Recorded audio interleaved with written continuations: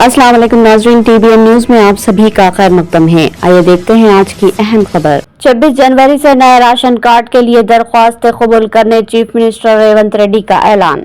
उन्होंने कहा कि 26 जनवरी से रियासत में किसान भरोसा नए राशन कार्ड्स और इंदिरम्मा आत्मा भरोसा स्कीम नाफिज की जाएगी। काबीना के इजलास के बाद मीडिया से बात करते हुए चीफ मिनिस्टर ने इन फैसलों की तफसीलात बताई। उन्होंने कहा कि तेलंगाना के किसानों के लिए नए साल में बेहतर इक़दाम किए जाएंगे। किसान भरोसा स्कीम के तहत तमाम ज़राई ज़मीनों के लिए इमदाद फराहम की जाएगी। हर एकड़ ज़मीन के लिए सालाना 12,000 रुपये दिए जाएंगे। इसके अलावा बेज़मीन ज़राई खानदानों को भी सालाना 12,000 रुपये देने का फैसला किया गया। इस स्कीम का नाम इंदिरम्मा आत्मा भरोसा रखा गया है। ये तमाम स्कीमें 26 जनवरी से नाफिजुल अमल होगी।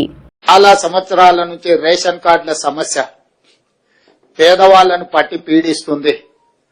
అందుకే రేషన్ కార్డు లేని అందరికీ నూతన రేషన్ కార్డులు ఇవ్వాలని కూడా ఈ మంత్రివర్గ సమావేశంలో నిర్ణయం తీసుకోవడం జరిగింది. కాబట్టి ఈ అన్ని పథకాలు జనవరి 26, 2025 నుండి ప్రారంభం కాబోతున్నాయి. జనవరి 26, 2025కు ఒక ప్రత్యేకత ఉన్నది.